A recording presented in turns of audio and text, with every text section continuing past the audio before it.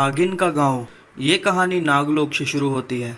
उसी नागलोक में एक नागिन रहती थी जिसका नाम सुमन था। सुमन बहुत ही लालची और घमंडी थी। नागिन सुमन के मन में हमेशा एक ही विचार रहता था, वो पूरे नागलोक में अपना कब्जा करना चाहती थी। उसी नागलोक में नागराज रहते थे जिनका नाम था मणिराज। मणिराज नागलोक के राजा थे जिनके इशारे से पूरा नागलोक चलता था। अगर कोई नाग और नागिन नागलोक का नियम तोड़ते हैं तो नागराज उसकी शक्ति छीन लेते थे और उसे बंदी बना लेते थे। एक दिन नागिन सुमन के मन में विचार आया, अगर मैं एक एक करके छोटे सांपों की शक्ति छीन लूं तो मैं नागराज से लड़ सकती हूँ। फिर नागराज को मार के पूरा नागलोक मेरा हो जाएगा। अगले दिन नागिन सुमन छोटे छोटे सांपों की शक्ति छीनने के लिए जाती है।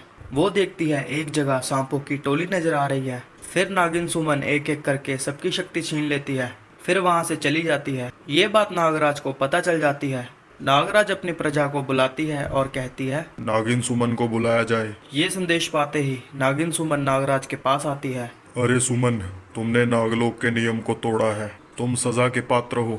तुम्हारी शक्ति छीन ली जाएगी और तुझे पृथ्वी लोक में भेज दिया जाएगा। तो नागिन सुमन कहती है, नागराज मुझे माफ कर दो, मैं ऐसी गलती दोबारा नहीं करूंगी।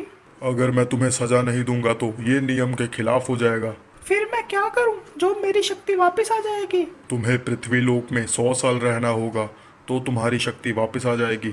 नागराज नागिन सुमन की शक्ति को छीन लेते हैं और उसे पृथ्वी लोक में फेंक देते हैं। नागिन सुमन उड़ते उड़ते पृथ्वी लोक में आ गिरती है और वो बेहोश हो जाती है। कुछ समय बीतने के बाद नागिन सुमन को होश आया। सुमन पृथ्वी लोक के नज़ारे को देखकर खुश हो जाती है। ये तो नागलोक जैसी दुनिया है, मैं तो यहाँ पे 100 साल आराम से रह सकती हूँ। ये कहते हुए नागिन सुमन आगे जाती है। फिर वो कहती है, ये तो इंसान है, इनसे 100 साल बच के रहना होगा, नहीं तो ये लोग मुझे मार देंगे। इसी डर से नागिन सुमन दिन भर जंगल में रहती थी और रात होते ही गांव में आ जाती थी। रात भर गांव में घूमकर सुबह जंगल को वापस चले जाती थी। ऐसे तैसे करके नागिन सुमन ने अपने 100 साल पूरे कर लिए। 100 साल पूरे होने पर नागिन सुमन को अपनी शक्ति वापस मिल चुकी थी। उसको उसकी शक्ति वापस मिलते ही वो इंसानी रूप में आई और गांव में रहने लगी। सबसे बात करना, सबसे मिलजुल कर रहना नागिन सुमन को अच्छा लगने लगा।